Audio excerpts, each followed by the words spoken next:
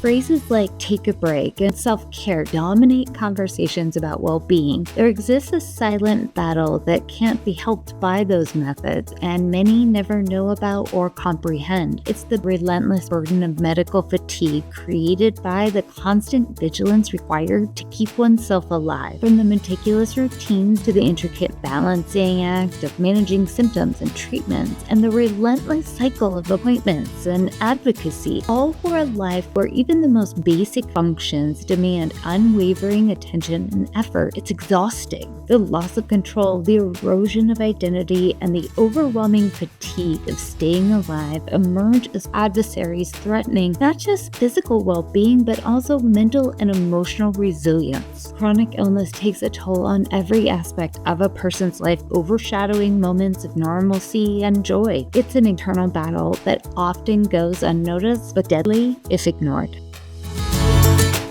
Welcome to our series, Chronic Illness and Disability 101. Did you know that more than 50% of all working adults will at some point in their career experience a disability or a debilitating event that will last longer than 90 days? Here, we're sharing facts and disproving stereotypes. So whether it's you or someone you love, this journey can be a little easier and a lot less lonely. Hello, my friend. I'm so glad that you're here. Sustaining life has not been my priority. A couple weeks ago, someone asked me how I was feeling, that I looked like I was a little more run down than normal. And I was honest. I told them sustaining life has just not been my priority. They stopped and looked at me like I was absolutely crazy, but to me, that was just fact. I thought it was a great way to explain it. I wasn't being suicidal or dramatic or even sarcastic. It was just my life. Because for me, staying alive is something that I actively have to think about and attend to every day, which makes the question, how are you, hit a lot differently. Most of us don't think about the things that our body just automatically does to keep us alive. You don't think about walking until you break your foot. You don't think about eating until you have a toothache. You don't think about breathing until you have a stuffy nose. That's not my life anymore. Now, just basic things that my body needs to stay alive consume hours of my day, every single day. Nutrition and hydration require tube-fed formulas and IV infusions. Sometimes my entire day is spent reminding myself to and how to breathe in and breathe out. Occasionally, blinking requires eye drops. Attempting to regulate my body temperature is actually a careful coordination of clothing, heat, and ice. Even getting dressed takes extra care and consideration because of abdominal and skin issues. I have to actively keep myself alive every day. It's exhausting. And sometimes I want to do something else, but I have to weigh that against all the things I have to do to keep myself alive. I'd be lying if I said I always pick my house, because I don't. Sometimes I pick my wants or the things I used to have. I might pay for it, but I'm okay with that. Living with a chronic illness is incredibly time-consuming. Who knew that staying alive could take up more time and energy than any full-time position? It takes over your life, or I guess a better way of saying it is it takes away your life. It takes away your body, your humanity, your identity, your self-efficiency, confidence, security. It takes away your choices. It just takes and takes and takes. You're constantly balancing appointments, treatments, medications, transportation. You're trying to fill out all your forms, track and file insurance claims or appeals. You're dealing with medical debt and bills. You are constantly having to advocate for your care, spending hours on the phone just to get referrals or appointments with specialists. And for whatever reason, you're having to repeat your condition, your symptoms, and everything that's going on to people who have no idea what you're talking about, yet still feel the need or the right to vet why you're calling. Add physical pain and discomfort, family, work, and some good old-fashioned gaslighting, maybe even a little medical PTSD thrown in there for good measure, and anyone would struggle. What happens when you get to this point and you've hit your limit? This kind of cognitive distress is known as medical fatigue or chronic illness burnout. It's the physical, emotional, and mental response that comes from feeling overwhelmed with managing a prolonged and complex chronic illness or disability. This is not the kind of burnout or fatigue that can be cured with a nap or a day at the spa or a day in bed, not even a little self-care. Patients become completely overwhelmed and exhausted by the efforts that are required to maintain and sustain their life. That's what makes it so dangerous. Patients stop caring, so complications and hospitalizations, even death can occur. Getting to the point of medical fatigue and chronic illness burnout is not easy, but when it hits, it's hard to see or feel anything else because you aren't just sick of being sick, you're done being you. Patients struggle with the fact that we stop being seen as people and instead we're diseases and illnesses that needed to be managed or dealt with.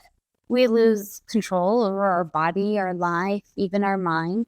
We get tired of being poked and prodded and tested and experimented on.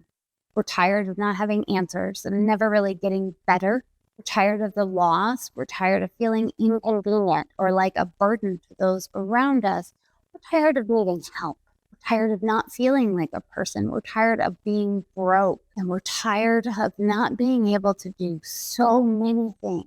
All the things that we had planned that have been lost. For those that don't have a chronic illness or a disability, you can empathize, but think about it like this.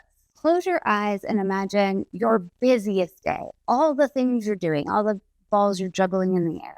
Now imagine doing all of that while having to tell yourself when to breathe in, when to breathe out, when to blink, when to eat, and when your heart should beat.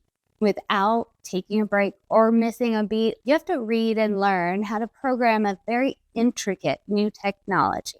You also need to make a gourmet 7-course meal for 20 people every night while raising a toddler, training a puppy, renovating your house, and having $0 in your bank account. You think you could do that every single day and never get burnt out? You think you could do that knowing that you're not ever going to get a break and that no one's coming to take over or to help you? It's all on you. That's how it can feel to have a chronic illness or a disability. It's not living, it's survival. It's exhausting, mentally, physically, and emotionally. There's a reason why so many of our repetitive bodily functions are automatic, because managing that kind of repetition is enough to drive anyone mad. We know that stress can contribute to mental health issues, but so can endless repetitions of the same basic task. This is why when Hollywood wants to really show someone being tortured, they write someone who is unable to move, unable to speak, but has full mental capabilities. They're trapped in a body that can't communicate. Over time, as patients deal with the never-ending physical and emotional toll, we find ourselves caught in this never-ending cycle of just muck. Most of us end up feeling either completely weighed down by heavy emotion, or we feel completely empty with no feeling about anything. It can almost feel like you're being held captive by your own inability to act. You're frozen, can't think, you can't even feel. We become incredibly self-conscious and filled with self-doubt. We are angry that our health has taken away our choices and now gets to dictate everything that we can and cannot do. This makes us cynical about our doctors, about our treatment, and at times can drive us to want to just give up. We suddenly lack the interest or enthusiasm or concern about anything to do with our care. We become emotionally just completely detached from the people and things that we've always cared about.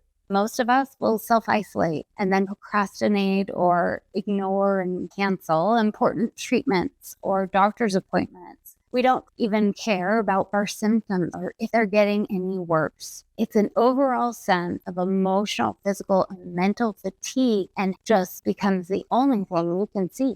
Now, burnout is not the same thing as depression, but people who are depressed can be burned out. Chronic illness burnout is a stress response to being overwhelmed by the repetitive actions and responsibilities that patients have day after day to just keep themselves alive. while depression is a mood disorder that may require different types of treatments to alleviate those symptoms. Addressing medical fatigue is so important for both the patients and the healthcare providers, because without acknowledging that it's going to happen or knowing when it happens, you can't effectively reduce the risks that come from medical fatigue. It increases stress and anxiety, it can exacerbate any depression symptoms, and it can even push a patient further into their own self-isolation, which is where patient monitoring tends to fail. When patients aren't bogged down with mental and emotional fatigue, they can better manage their symptoms, conditions, and maybe even improve their quality of life a little bit. Watching for the signs of burnout and fatigue isn't something that most patients know how to do, because a lot of times we don't even know it exists. That's why we need to depend on our doctors, and we have to talk to them ahead of time so that we can curtail some of those dangers.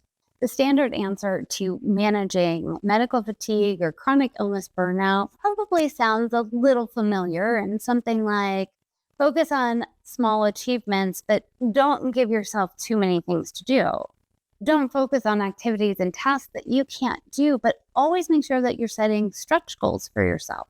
Find a reliable routine you can stick to, but always look to change up your routine and your daily life. Place limits on physical activity, but stay physically active.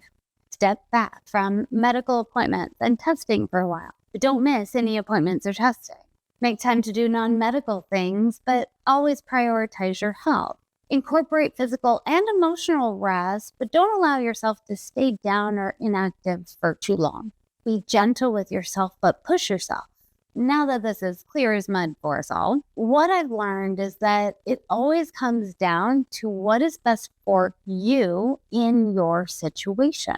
For me, sometimes I need to hide and just disappear. Sometimes I need to throw myself into a project or talk it through with someone.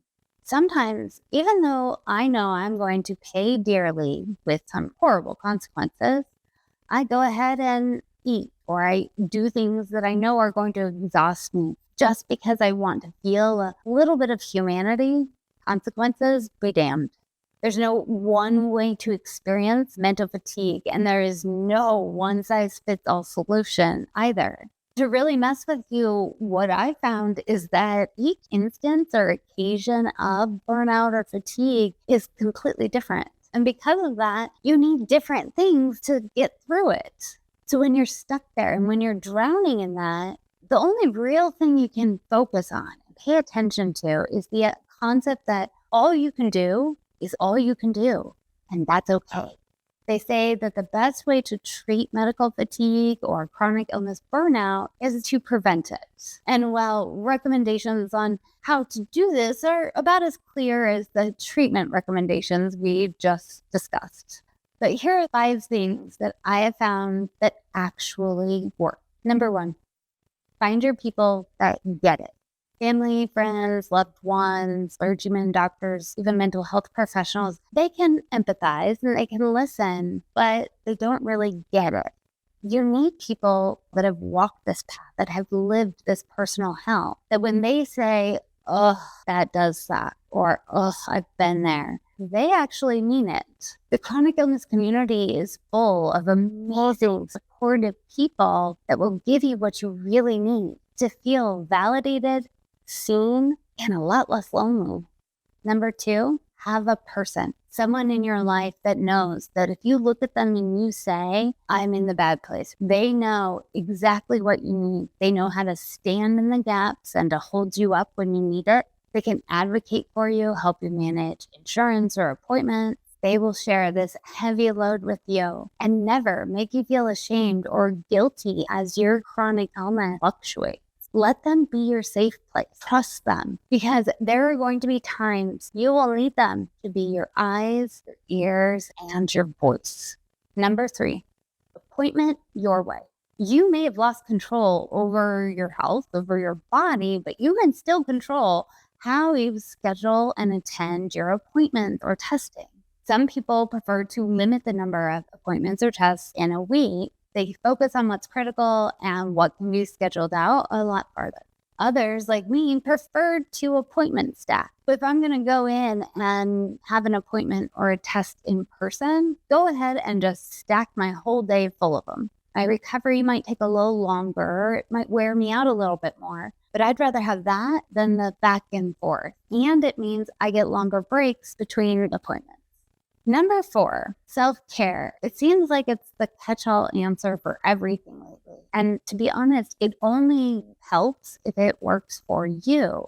Ditch the concept of self-care and focus on the little things that let you take a deep breath and just stop for a minute. Read a book, have a moving marathon, spend the whole day in your comfy clothes, or cancel appointments and hibernate in your house for the weekend. It doesn't have to be a social media approved version of self-care. It just has to be something that gives you a little bit of comfort. Number 5 is time. In my opinion and in my experience, this is it. This is what you need. You need time to understand what medical fatigue is, what it's doing to you, and what you need to get through it. Especially because you only really get to test things out when you're in the thick of it, and I pray you're not in the thick of it very often. You need time to wrap your head around everything you've lost, everything you're going through, everything your body is going through. And it's only time that will help you walk through that process and figure out where you go next. There is nothing easy about living with chronic illness or disabilities, and the effort it takes to survive feels insurmountable at times. I can't lie and say it gets easier because it doesn't. There are so many mental, emotional, and even physical elements that are involved that it's easy to feel overwhelmed or even resentful of your own body. They keep telling me that I shouldn't dwell on all the things that I've lost, but that's a lot easier said than done, especially if you've never been in the situation. I try and focus on redefining life. That's what I talk about on here all the time. We're trying to find life in survival. I'm still learning how to ask for help. I try and laugh as much as possible. I've also accepted that medical fatigue or chronic illness burnout is part of this process, and I have to find ways to accept that and give myself the time and space to work through it when it happens. More importantly, I'm working really hard to figure out how to forgive myself for taking that space and that time. I think that's where a lot of chronic illness and disability patients get stuck because we feel guilty. We already feel like a burden. We are constantly trying to redefine and find life in survival because our lives were meant to be lived, not just survived. And that matters. Thank you for being here, my friend. This was a very raw and vulnerable episode for me because medical fatigue has placed me firmly in my darkest of dark days. This isn't a self-care issue and isn't something to ignore. However, it's incredibly hard to identify because chronic illness patients are experts at hiding even the most excruciating realities from everyone, including ourselves. When you don't understand why or what you're fighting, you're out of hope, your energy is long gone, but you know if you stop fighting you perish, that's a scary and heavy place to be. While empathy and understanding as we battle our unreliable and infuriating body helps, we need someone to silently step in, help us carry this never-ending weight when they see the subtle signs of fatigue. There are times in every battle, in every chronic illness journey, where even just a small reprise is what allows us to make it through the next day or hour, or sometimes even just through the next minute.